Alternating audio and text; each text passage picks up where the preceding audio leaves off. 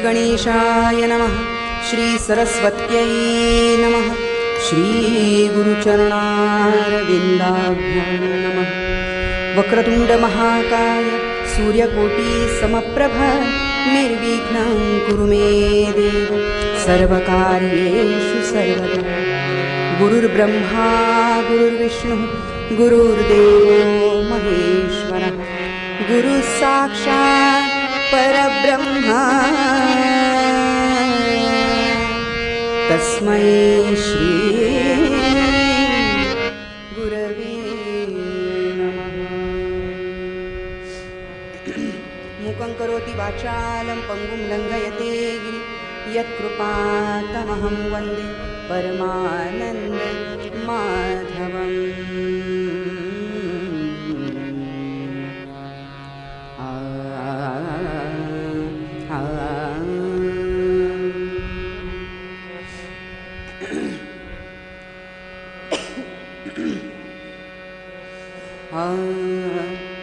राम कृष्ण हरि जय जय राम राजा राम। राम कृष्ण हरि जय जय राम राजा राम। राम कृष्ण हरि जय जय राम राजा राम। राम कृष्ण हरि जय जय राम राजा राम। राम कृष्ण हरि जय जय राम राजा राम। राम कृष्ण हरि जय जय राम।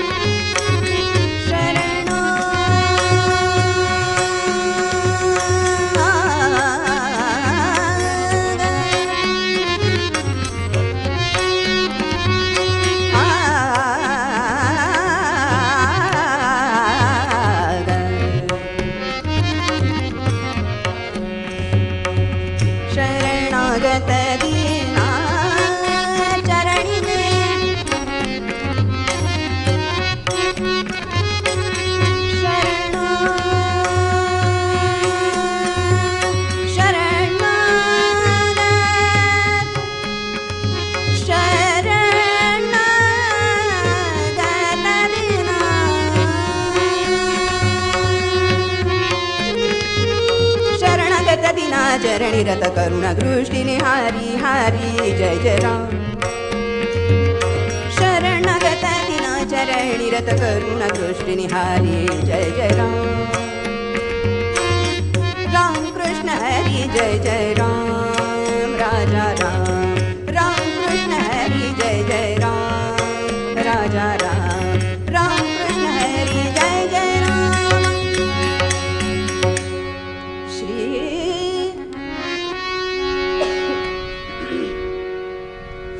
सीताराम चरणी लक्ष लागो राजा राम चरणी लक्ष लागो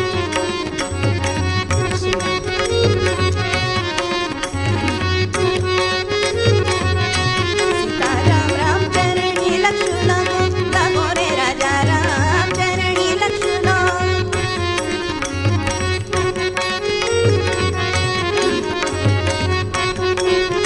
कीर्तन संगे रंगात देहवा हो रे कीर्तन संगे राम संग कीर्तन संगे रंगात देहवा हो रे राजा राम चरणी लक्ष लागो सीताराम चरणी लक्ष लागो लागो राजा राम चरणी लक्ष लागो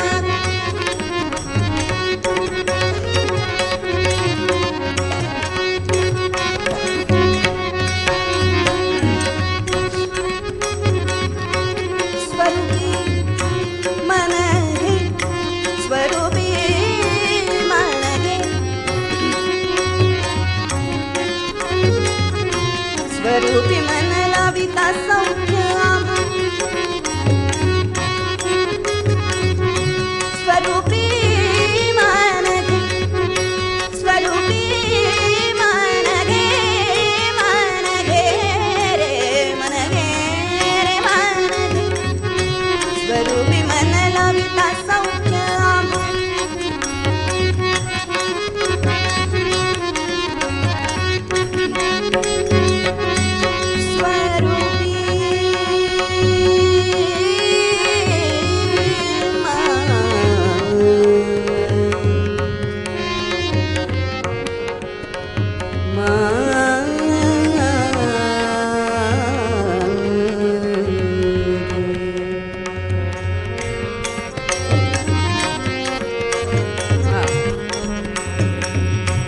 स्वरूपी स्वरूपी मन स्वरूपी मन स्वरूपी मन स्वरूपी मन लाविता सौख्य काम क्रोधाधिक गती निज धाम हो स्वरूपी मन हे लाविता सौख्य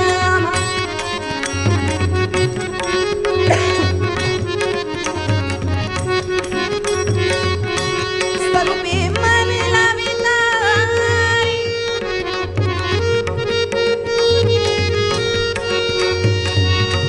मन लाविता मन लाविता मन लाविता मन लाविता स्वरूपी मन हे लाविता सौख्य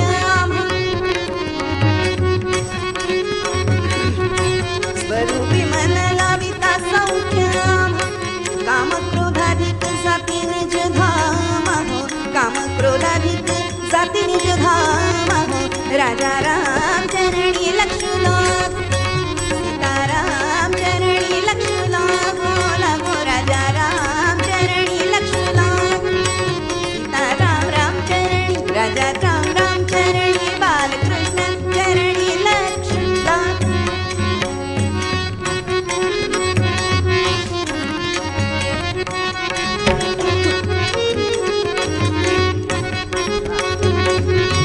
सद्रूपा चिन्मय नारायण सद्रूपा चिन्मय नारायण सद्रूपा चिन्मय नारायण सद्रूपा चिन्मय नारायण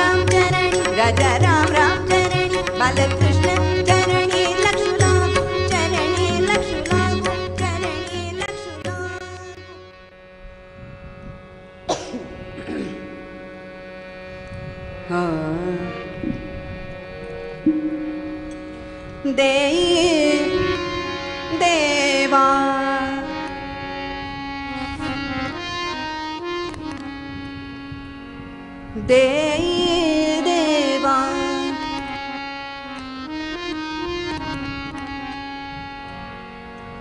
ऐसे दान देई देवा ऐसे दान देई देवा ऐसे दान देई देवा ऐसे दान देई देवा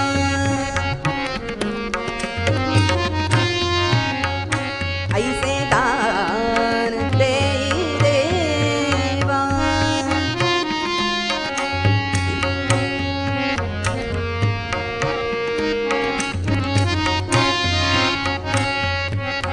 पम गम गरे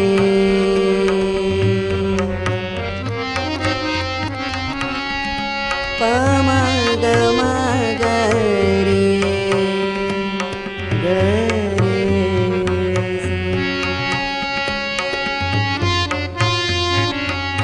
नि सा ग म प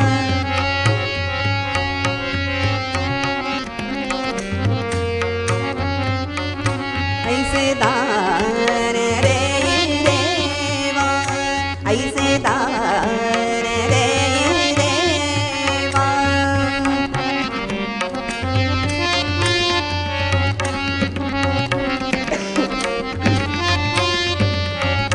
न मागू मन आणि काही न मागू मन आणि काही ऐसे दान देई देवा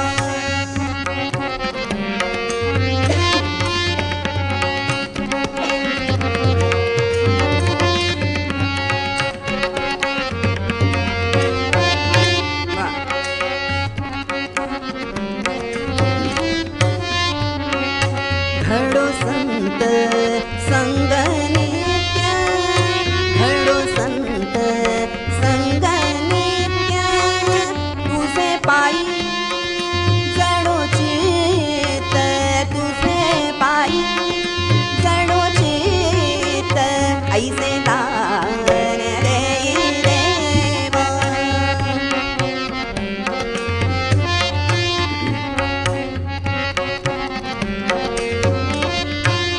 तुझे चरणी राहो भाव तुझे चरणी राहो भाव तुझे चरणी राहो भाव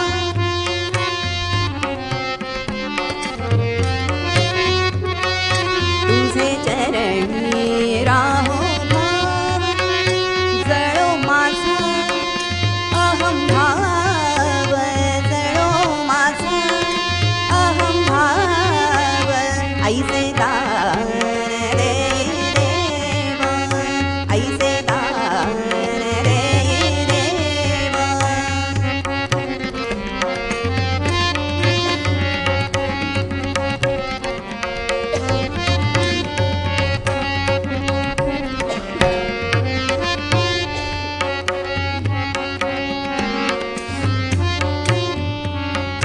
कळू द्यावे मजसे वर्म कळू द्यावे मजसे वर्म कळू द्यावे मजसे वर्म भूतदया ऐसे कर्म भूतदया ऐसे कर्म ऐसे दान देई देवा ऐसे दान देई देवा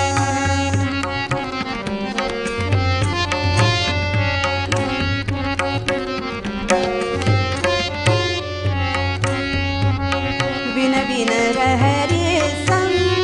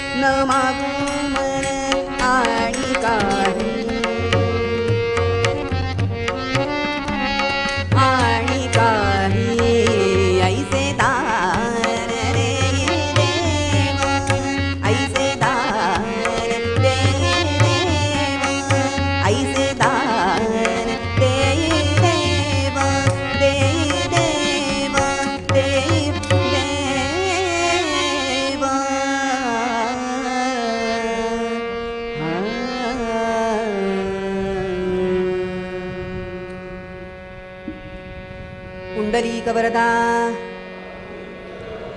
आवाज येऊ द्या. उत्सव आहे की नाही, मग उत्साह दाखवा. पुंडलीक वरदा. श्री ज्ञानदेव पंढरीनाथ महाराज की. राजाधिराज रामचंद्र महाराज की. जय जय रघुवीर समर्थ सद्गुरुनाथ महाराज की. सद्गुरु माधवनाथ महाराज की.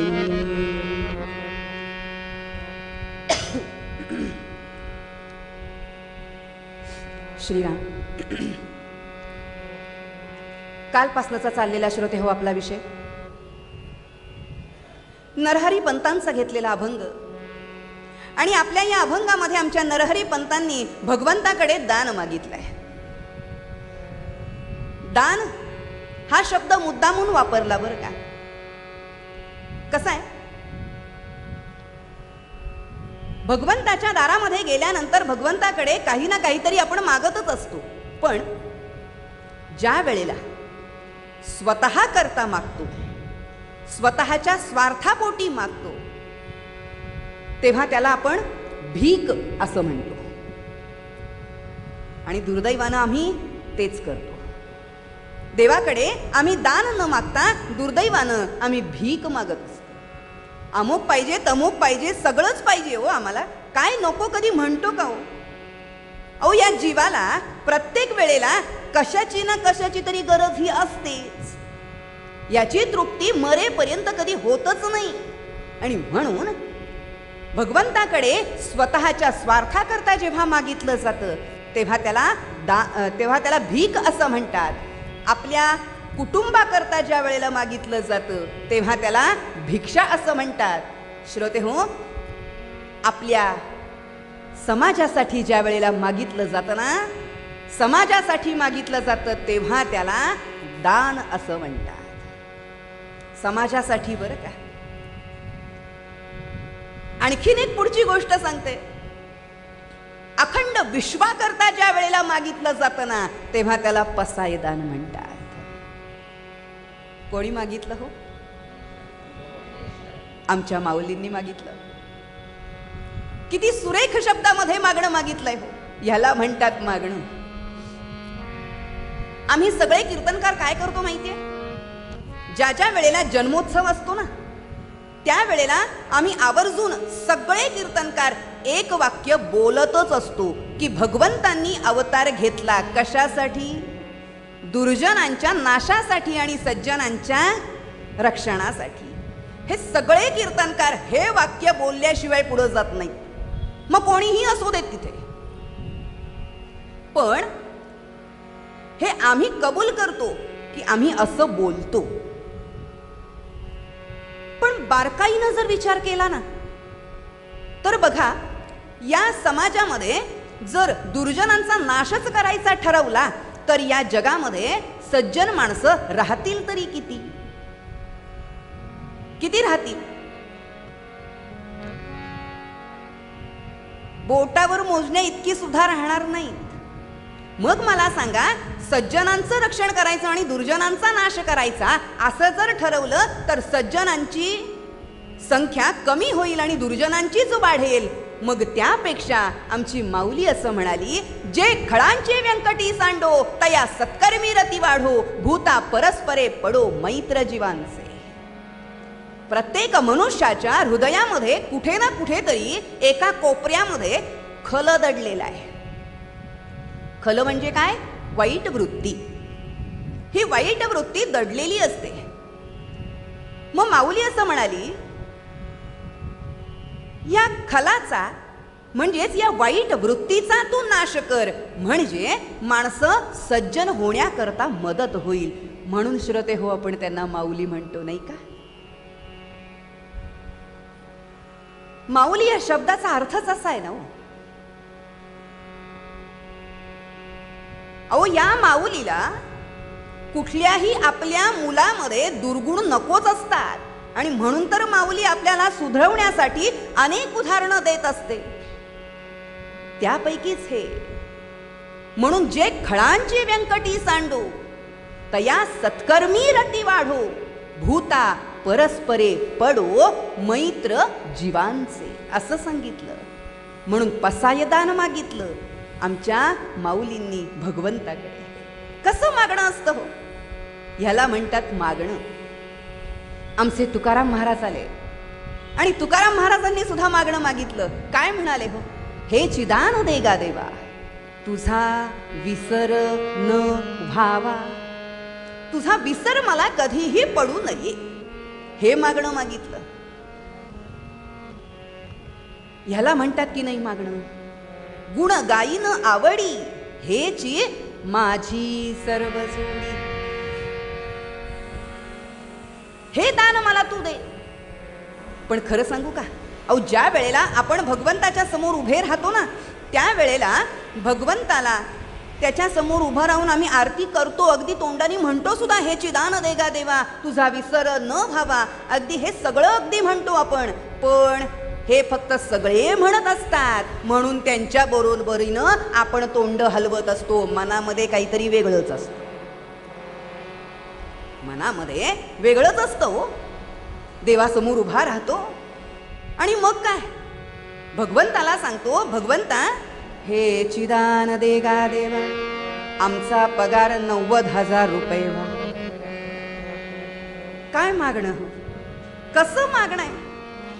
देवाकडे भगवंताकडे काय मागावं हे सुद्धा कळावं लागतं श्रोते हो, कळावं लागतं. आणि म्हणून आपण काल नामदेवांचा आशीर्वाद सुद्धा बघितला. नामदेवांनी कसं मागणं मागितलं. आता ह्याच्या पुढे आमच्या नाथ महाराजांनी कसं मागणं मागितलं बघा. त्यांचं मागणं आणि वेगळंच आहे. आणि ते कसं आहे बघूया. रूपकात्मक त्यांनी असं एक भारूड रचलं. पण हे जे भारूड आहे हे रूपकात्मक आहे हे लक्षात घेऊन याचं रूपक आम्ही समजून घ्यायचंय. म्हणजे नेमका याचा अर्थ काय आहे हे आम्ही समजून घ्यायचंय. कसं मागणं आमच्या नाथ महाराजांनी सांगितलं. भगवती आईला सांगितलं, हे भगवती आई, मी जे मागेन ना ते तू मला दे बरं का, आणि त्याच्या बदल्यात मी तुला रोडगा वाहीन. रोडगा वाहीन म्हणून सांगितलं. आता रोडगा म्हणजे काय आपल्याला सांगायची गरज नाहीये, आपल्या सगळ्यांना माहिती आहे. जास्त करून मराठवाडा विदर्भामधल्या लोकांना हे जास्त माहिती आहे. पण श्रोते हो, आई समोर उभं राहावं आणि आईला गाऱ्हाणं गावं आमच्या नाथ महाराजांनी. कसं हो? सत्वर पावगा मला भवानी आई, रोडगा वाहीन तुला. बघा, सत्वर पावगा मला भवानी आई, रोडगा वाहीन तुला. सत्वर पावगा मला भवानी आई, रोडगा वाहीन तुला. कसं मागणं मागितलंय बघा. आणि मागण्यामधले सगळी माणसं, सगळे कॅरेक्टर, सगळी सासरचीच मंडळी आहेत बरं. माहेरचं एकही नाही. सत्वर पावगा मला भवानी आई, रोडगा वाहीन तुला. सत्वर पावगा मला भवानी आई, रोडगा वाहीन तुला. बघा आता, सासरा माझा गावी गेला, सासरा माझा गावी गेला, तिकडच खपू दे त्याला, तिकडच खपू दे त्याला, भवानी आई रोडगा वाहीन तुला. सत्वर पावगा मला भवानी आई, रोडगा वाहीन तुला. आता काय सांगितलंय बघा. सासरा माझा गावी गेला. सासरा, सासरा म्हणजे, सासरा म्हणजे अहंकार. सासरा म्हणजे अहंकार. का बरं सांगितलं असेल असं? आणि सगळ्यात महत्वाचं म्हणजे प्रत्येक माणसाच्या मनामध्ये हा विचार येतो की सासरच्या मंडळींचं नाव का बरं, माहेरच्यांचं का नाही? कारण एकच, सासरच्या तुलनेमध्ये माहेर जरा जास्तच प्रिय असतं. काकणभर चढच प्रेम आपलं त्याच्यावरती असतं. म्हणजे सासर हे अप्रिय असतं असा माझा दावा अजिबात नाहीये बरं. पण त्यातल्या त्यात काकणभर चढ प्रेम आमच्या माहेरच्या माणसांवरती असतं. आणि म्हणून माहेरच्या माणसांचं नाव घेतलं नाही. सासरच्या माणसांचं घेतलं. मग त्यामध्ये सुद्धा सासरा. सासरा म्हणजे अहंकार. बघा, आपण सासरा म्हटलं, आपल्या डोळ्यासमोर सासऱ्याला ठेवलं की मग एक असा दरारा, एक आदरयुक्त भीती आणि तेवढंच आदरार्थी प्रेम.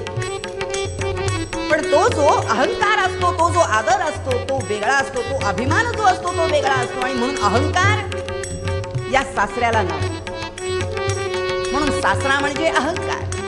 मग आता हा माझ्या मनातनं हा सासरा निघून गेलेलाच आहे, हा अहंकार बाहेर पडलेलाच आहे. तर पुन्हा ह्या मंदिरामध्ये, ह्या हृदयामध्ये त्याला स्थानच देऊ नकोस, त्याला परत आणू नकोस. म्हणून अहंकार म्हणजे सासरा.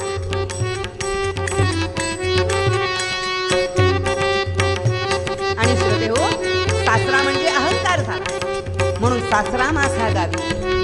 आता याच्या पुढचं कॅरेक्टर आता सगळ्यांना माहितीच आहे हो, पण नवीन काय? सासू माझी चाच करते. बघा, सासू माझी चाच करते, लवकर ने ग तिला, लवकर ने ग तिला, भवानी आई रोडगा वाहीन तुला, सत्वर पाव ग मला, भवानी आई रोडगा वाहीन तुला. आता बघा, सासू. आता सासू म्हणजे काय? तर सासू म्हणजे लोभ. सासू म्हणजे लोभ. का बरं असं सांगितलं असेल? पूर्वीचा काळ होता श्रोते, आणि या पूर्वीच्या काळी सासवा आपल्या सुनांना हुंडा आणला नाही म्हणून छळायची, हुंडाबळी व्हायची. माहेर राहून एवढे पैसे घेऊन ये, माहेर राहून तेवढे पैसे घेऊन ये, माझ्या मुलाला बाईक पाहिजे, माझ्या मुलाला कार पाहिजे, माझ्या मुलाला फ्लॅट हवा. पूर्वीच्या सासवा असं मागत होत्या, अर्थात सगळीकडच्या गोष्टी सांगत नाही. पण जेव्हा जेव्हा हुंडाबळी व्हायचे, आणलं नाही ना की मग तिला छळायचे, प्रसंगी तिला जाळून मारायचे, मारून टाकायचे. हो, मग मला सांगा, ही हुंडाबळी कशासाठी? माझ्या मुलाला मी डॉक्टर केलाय, माझ्या मुलाला मी इंजिनियर केलाय, आणि त्यासाठी मी एवढे पैसे खर्च केले, आणि एवढे पैसे खर्च केल्यानंतर माझा मुलगा एवढा शिकला, एवढा मुलगा मोठा झाला. अरे, ते पैसे माझे मार्गी लागावेत, ते पैसे मला परत मिळावेत म्हणून सुद्धा छळ व्हायचा. पण हे लक्षात येत नव्हतं. हे असं सांगून आपण आपल्याच मुलाची किंमत कमी करून घेतो.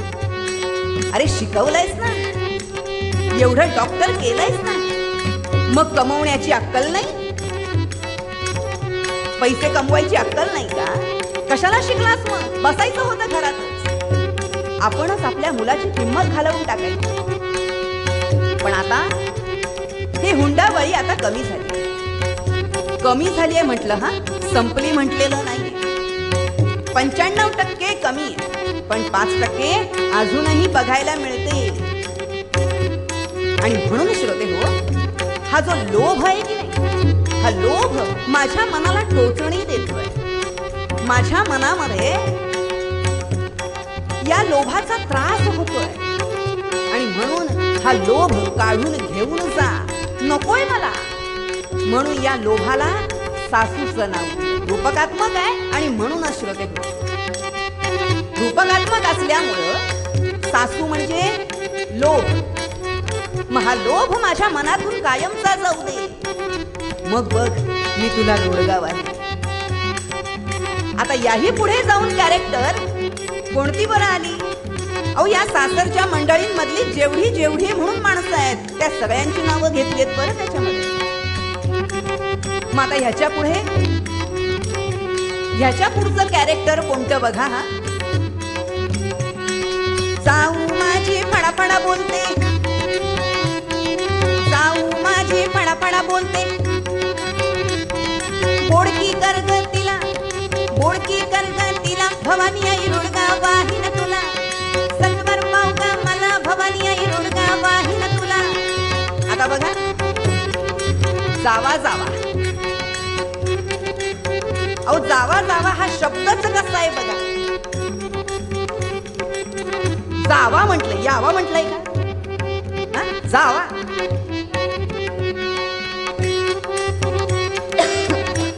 मग आता जावा जावा म्हणजे काय आलं?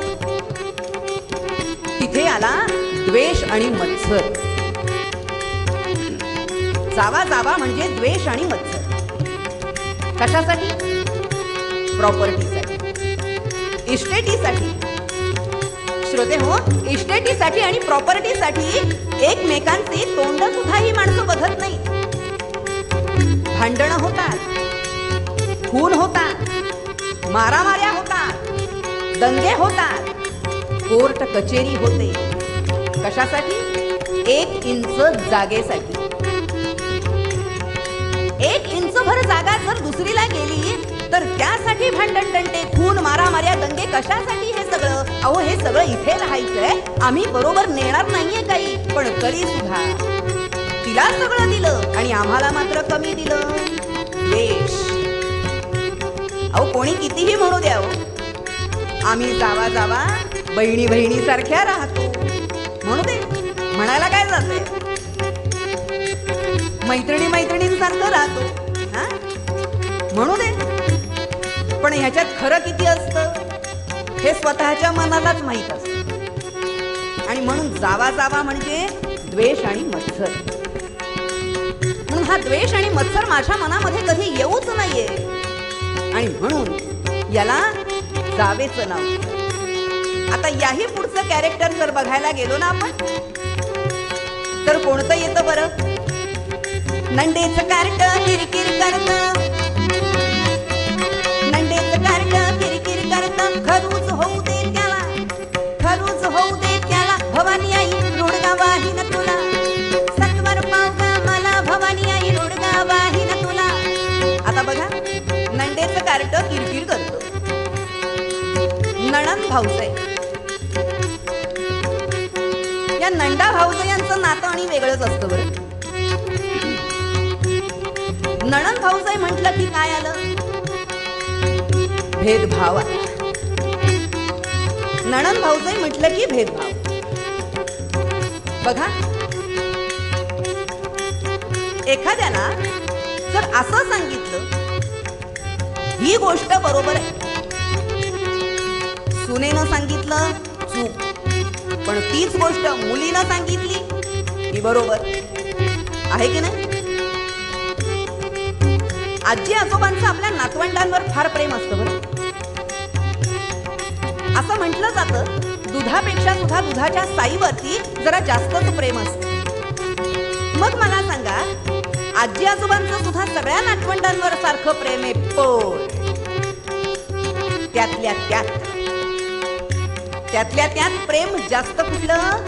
मुलीच्या मुलांवरच.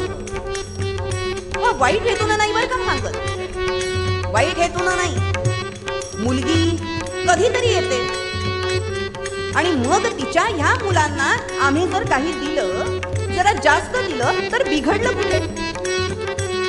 आणि म्हणूनच यामध्ये सुद्धा भेदभाव होतो. बघा, माझ्या मुलांना दिलं नाही, पण ही आली आणि हिला मात्र भरपूर दिलं, मग भेदभाव होतो. म्हणून नंदा भाऊजाई म्हटलं की भेदभाव आला. म्हणून हा भेदभावच नको.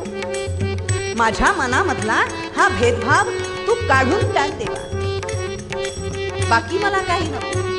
आता याही पुढे जाऊन आणखीन काय सांगितलंय बघा. हा, द्वेष मत्सर झाला, जावा जावा, भेदभाव झाला, नणंद भाऊजाई. याही पुढे जाऊन, अहो ज्याच्यामुळे आपण या सासरच्या घरामध्ये आहोत, ज्याच्यामुळे आम्ही सासरी नांदतोय, खेळतोय, बागडतोय, संसार करतोय, पण त्यामध्ये सुद्धा जे महत्वाचं पात्र आहे त्याला सुद्धा सोडलं नाहीये. त्याला सुद्धा सोडलं नाही. नाथ महाराज म्हणाले, आणखीन महत्वाचं कॅरेक्टर कोणतं? बघा, दादला मारून आहुती देईन, दादला मारून आहुती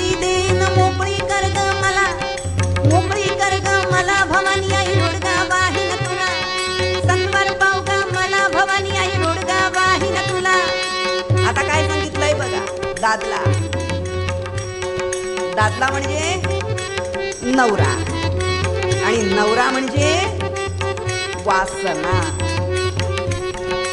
नवरा म्हणजे वासना.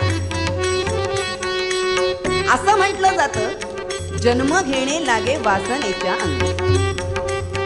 अहो, ज्या ज्या वेळेला आपल्या मनामध्ये वासना असते ना, त्या त्या वेळेला ही वासना पूर्ण करण्याकरता आम्हाला पुन्हा पुन्हा पुन्हा पुन्हा या जन्म मरणाच्या फेऱ्यामध्ये अडकावं लागतं. आणि म्हणून ही वासनाच नको. मग वासना अनेक प्रकारची आहे, अनेक प्रकारची. विषयाची आहे, कामाची आहे. अहो, तुमची जमीन माझ्या नावानं व्हावी वासना आहे. तुमचं सगळं मला मिळावं वासना आहे. आणि म्हणून ही वासना, या वासनेमुळेच आम्ही पुन्हा पुन्हा जन्म मरणाच्या फेऱ्यामध्ये अडकत असतो. म्हणून वासनाच नको. अर्थात असं म्हणून सुद्धा कसं चालेल हो, पुढची पिढी घडायची कशी, ते सुद्धा आहे. पण तरी वासना म्हटलं, प्रबळ इच्छा म्हटलं की आम्ही त्या वासनेच्या मागे धावायला लागतो, ते मिळवण्याचा प्रयत्न करत राहतो. आणि म्हणूनच आमची प्रगती खुंटायला लागते. म्हणून वासनाच नको. म्हणून दादला नाव दिलं त्याला. दादला म्हणजे नवरा आणि नवरा म्हणजे वासना. म्हणून वासना माझ्या मनातून कायम स्वरूपी निघून जावी. देवी, मला मोकळं कर ग, मला मोकळं कर. आणि म्हणून आमच्या नाथ महाराजांनी विनवणी केली. बरं, नाथ महाराज विनवणी करतायत भगवती आईला आणि ते म्हणतात, एका जनार्दनी सगळेच जाऊ दे, एका जनार्दनी सगळेच जाऊ दे, एकलीच राहू दे मला, एकलीच राहू दे मला. भवानी आई रुडगा वाहीन तुला, सत्वर पाव ग मला भवानी आई रुडगा वाहीन तुला, सत्वर पाव ग मला भवानी आई रुडगा वाहीन तुला, भवानी आई रुडगा वाहीन तुला, भवानी आई रुडगा वाहीन तुला.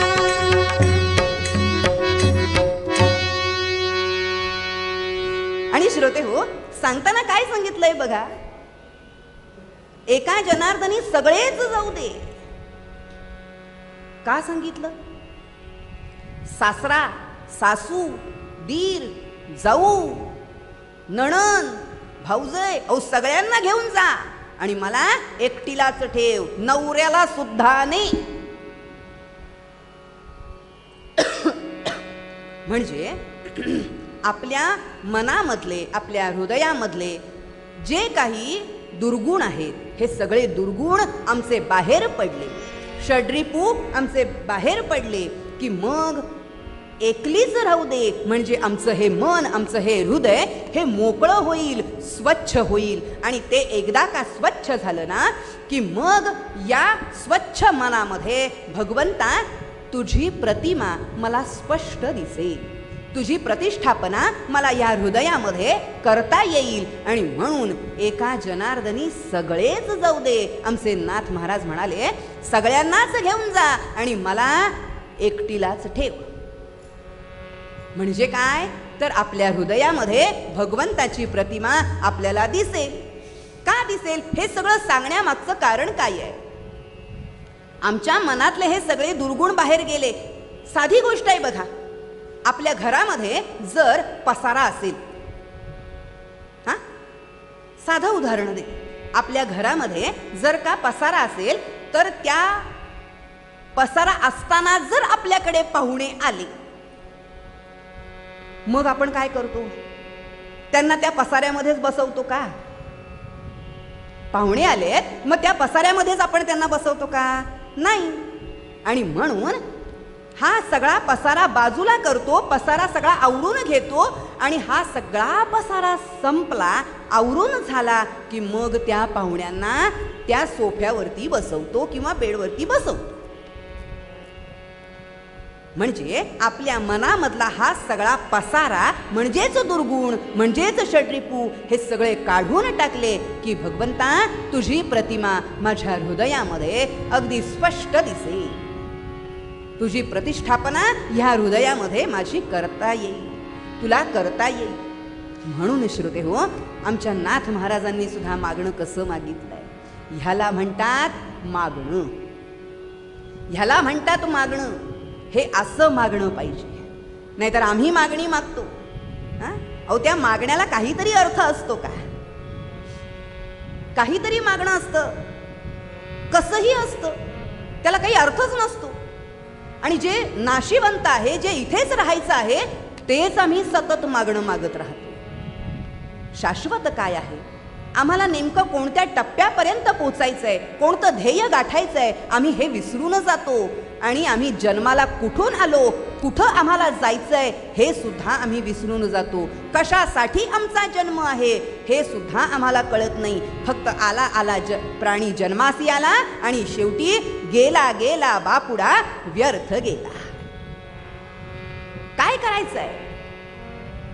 प्राणी जन्माला आला, माणूस जन्माला आला, मग काय?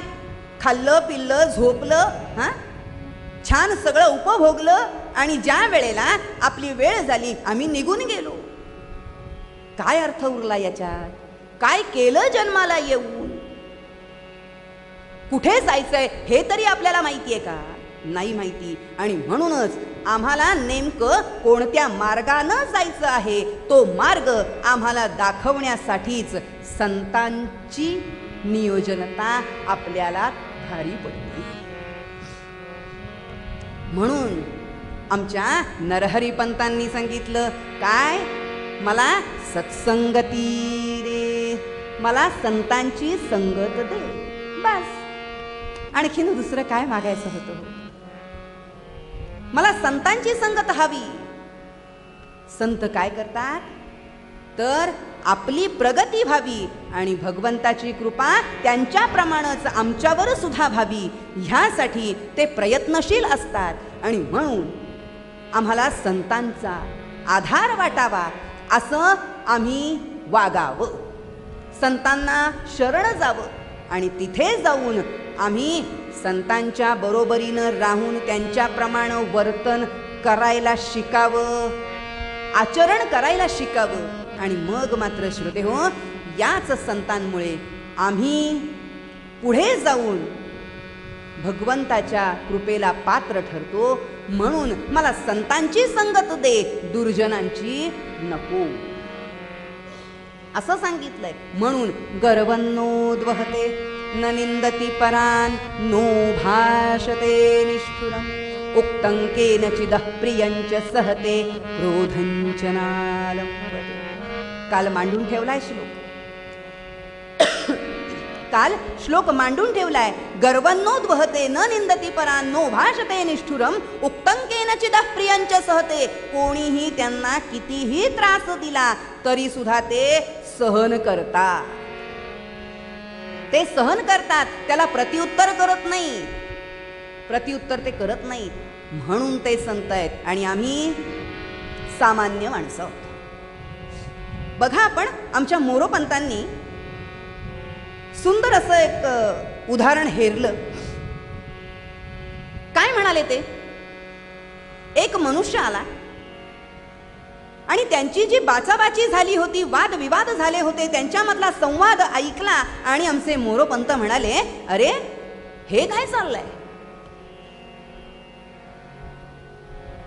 संत हे नेमके कसे असतात? संत जे होते ते शांत बसलेले होते आणि जे संत नव्हते, सामान्य माणसं होते, ते मात्र वादविवाद करत होते. म्हणून आमचे मोरोपंत असं म्हणाले, संत कसे असतात? दिधले दुःख पराने, बघा, दिधले दुःख पराने, उसने फेडू नयेची सोसावे, शिक्षा देवतयाला करील, म्हणून उगीच बैसावे. काय सांगितलं त्यांनी? संत कसे असतात? दिधले दुःख पराने, जरी दुसऱ्यांनी त्यांना त्रास दिला तरी सुद्धा ते शांत बसतात. ते कधीही कोणाशीही तुलना करत नाहीत किंवा कोणाशीही खोटं बोलत नाहीत, कोणावर चिडत नाहीत, उलट उत्तर देत नाहीत, त्याचं उसनं फेडत नाहीत. आणि म्हणूनच ते असंही सांगतात की उसने फेडू नयेची. संत म्हणतात उसने फेडू नयेची सोसावे. देव काय ते बघून घेई. कशाला उगाच काहीतरी बोलून आम्ही आमची जीभ विटाळून घ्यायची. काहीही बोलायचं नाही. आणि म्हणून ते संत पदाला पोहोचले. आम्ही पोचतो का हो? नाही पोचत. का पोचत नाही? कारण आमची वृत्तीच वेगळी आहे. म्हणून आम्ही ह्या आर्येमधल्या स्वल्पविरामाच्या जागाच बदलून टाकतो. कालच सांगितलंय, शब्द इकडचा इकडे गेला की मग वाक्याचा अर्थ कसा बदलतो. कालच बोलणं झालं. बघा आता यामधल्या स्वल्पविरामाच्या जागा कशा बदलल्या बघा. सामान्य माणूस आपल्यासारखा तो असं म्हणतो, दिधले दुःख पराने, स्वल्पविराम. दुसऱ्यांनी आम्हाला कितीही त्रास दिला, उसने फेडू, स्वल्पविराम. नयेची सोसावे, आम्ही त्याचं उसनं फेडणार, आम्ही सहन करणार नाही. उसने फेडू, स्वल्पविराम. नयेची सोसावे, शिक्षा देव तयाला करील, स्वल्पविराम. म्हणून उगीच बैसावे, प्रश्नचिन्ह. प्रश्नचिन्ह का? अहो देव काय ते शिक्षा करेल तोपर्यंत आम्ही शांत बसून राहायचं? जमणार नाही. हे आम्हाला जमणार नाही. कसं असतं, म्हातारी मेल्याचं दुःख नाही पण काळ सोसावतो म्हणतात ना, असं होतं. आम्ही ऐकायलाच लागलो तर ते आणखीन ऐकवतच राहतात. एखाद्या माणसाला बघा, प्रत्येक वेळेला सारखी टोचणी दिली जाते. एखाद्या माणसाला सतत काही ना काहीतरी बोललं जातं आणि तो बिचारा आतल्या आत रडत राहतो. काय माझं नशीब आहे, काय माझं नशीब आहे. जो येतो तो मलाच बोलतो, जो येतो तो मलाच बोलतो. होतं की नाही हो असं? आणि एखादा मनुष्य जर ऐकून घेत असेल ना तर त्याला ते सतत सतत सतत सतत ऐकावं लागतं. आणि म्हणून आम्ही हे सोसणार नाही. आम्ही त्याला प्रत्युत्तर करणार. त्यानं 2 वाजवल्या, आम्ही 10 वाजवणार. त्यानं 1 ऐकवलं, आम्ही 4 ऐकवणार. असं म्हणून माणूस मोकळा होतो. आणि म्हणून श्रोते हो, त्यांच्यामध्ये आणि आमच्यामध्ये फरक आहे. ते संत पदाला पोहोचले आणि आम्ही मात्र इथेच आहोत. आम्ही सामान्य ते सामान्यच राहिलो. म्हणून उक्तंकेन चिदः प्रियंच सहते, क्रोधंचना लंबते.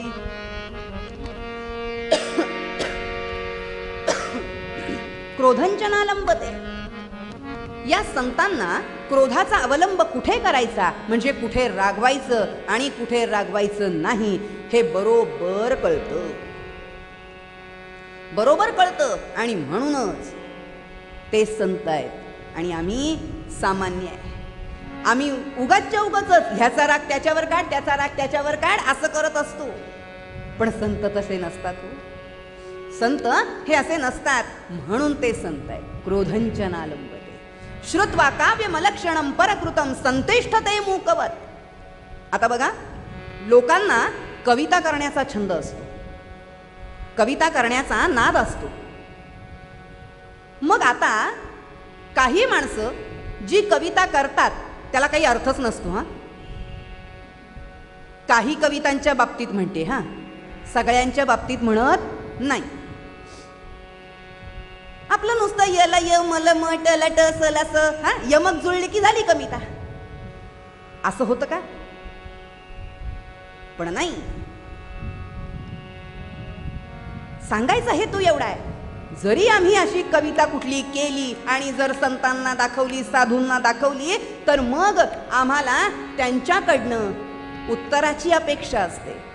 काय बरं ते आपल्याला सांगतील, काय बरं बोलतील, आपली कविता चांगली झाली आहे असं तरी म्हणतील का, हे आपल्याला वाटत असतं. आणि सुदैवानं आपल्या सुदैवानं संत जे असतात ते म्हणतात, वा वा काय सुंदर कविता झाली आहे, फक्त यामध्ये राम नामाचे 2 शब्द असते ना तर कविता आणखीन खुलली असती. हे वक्तव्य संतांचं आहे. हे संत म्हणतात, आम्ही म्हणतो का? आम्ही नाही म्हणत. आम्हाला जर एखाद्यानं कविता कुठली वाचून दाखवली तर मग आम्ही काय म्हणणार? ही कविता आहे, ही कविता आहे, हे हा वा वा मस्त एकदम छान.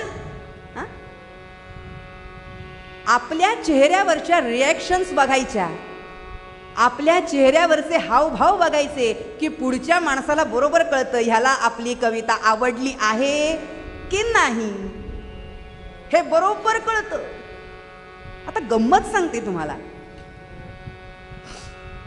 माझ्या लग्नाच्या आधीपासून मी कीर्तनं करते आणि असाच लग्नाच्या आधी दादरला माझा महिना होता.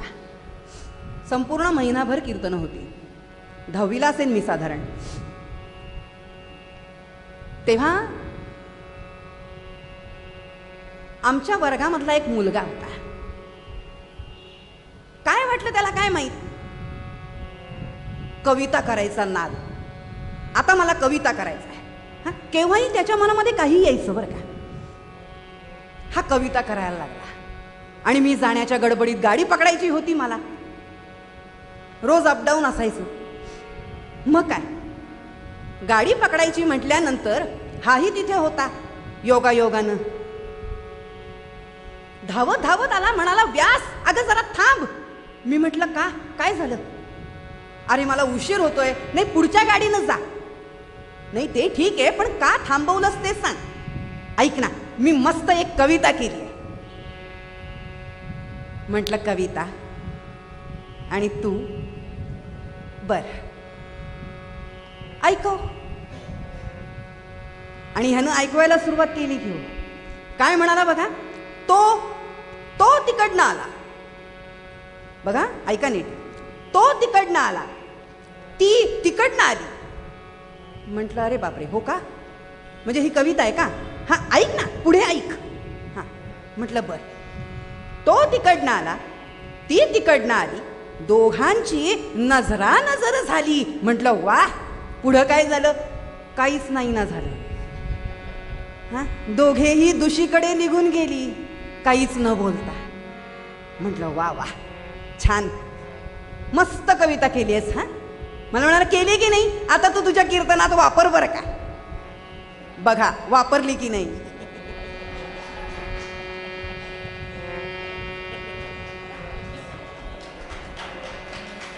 अहो केव्हा काय सुचेल माणसाला सांगता येत नाही हो.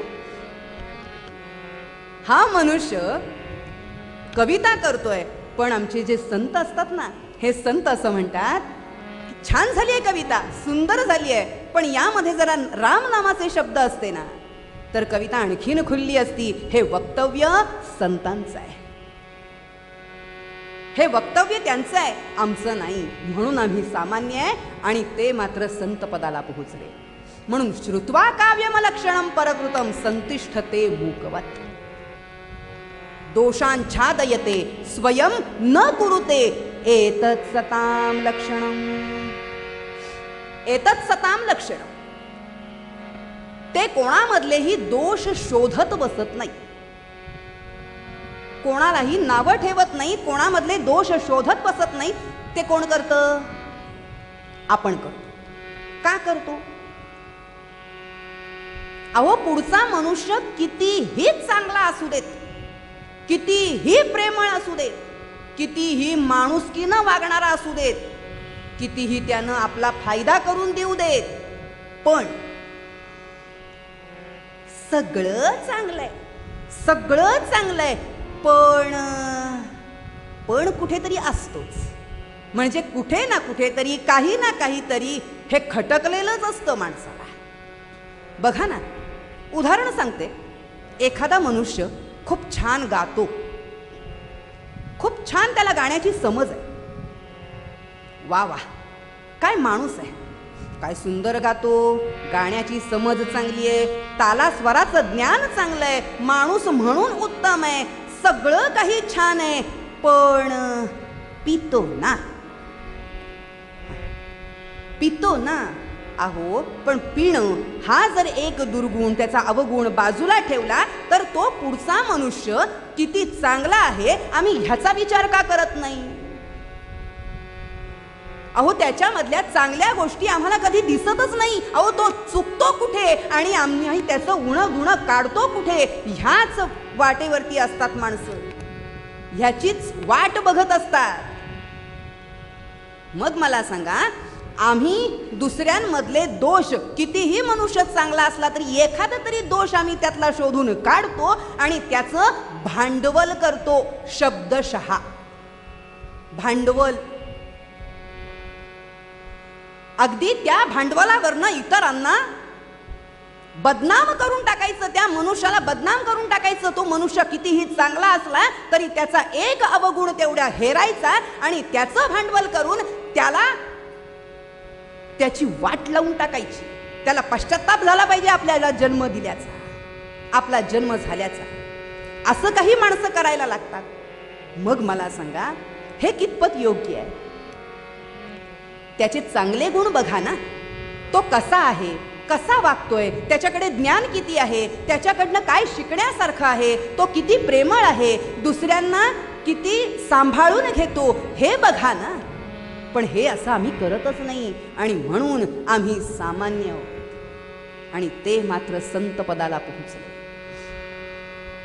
ते कधीही कोणामधलेही दोष शोधून काढत नाही, म्हणून ते संत आहेत. म्हणून आम्हाला सत्संगती दे, मला संतांची संगत दे, दुर्जनांची नको.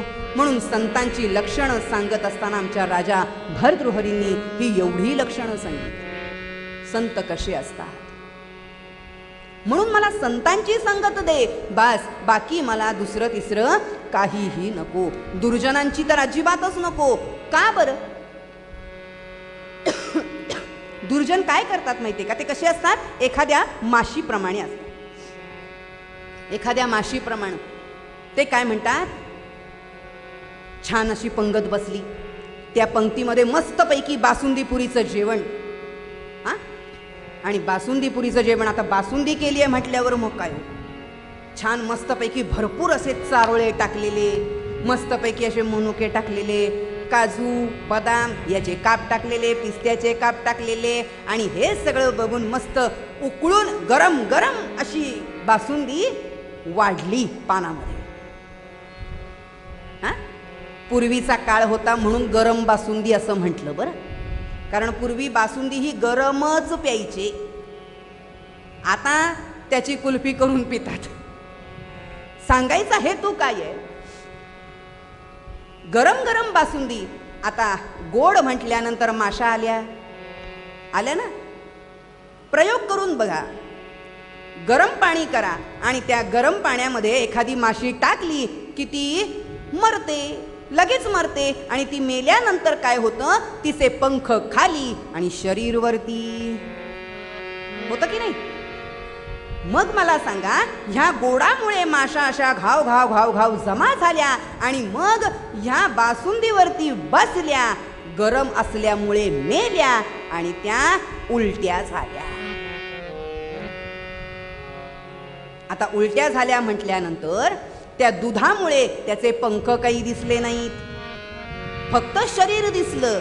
आणि पुढच्या मनुष्याला असं वाटलं, वा केवढे चारोळे घातले,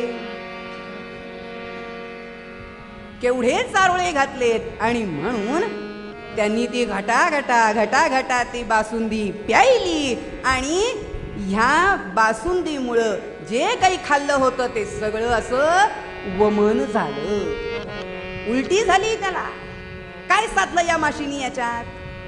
स्वतः तर मेलीच आणि दुसऱ्याचं सुद्धा अन्न बाहेर फेकून दिलं. काय साधलं? असे असतात दुर्जन. म्हणून असं म्हटलं जातं, एक मखिया दूजा दुर्जन, दोनों एक ही है. अपना जीव गमायते, अन्न वमन कर देत. पंढरीनाथ महाराज की.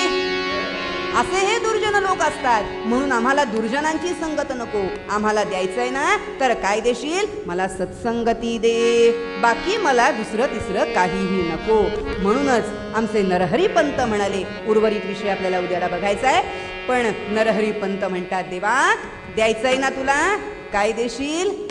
घडो संत संग नित्य, तुझे पायी जडो चित्त. मला सत्संगती दे, बाकी मला दुसरं तिसरं काही नको. आमचे नरहरी पंत म्हणाले, देई देवा ऐसे दान, देई देवा ऐसे दान, देई देवा ऐसे दान, देई देवा.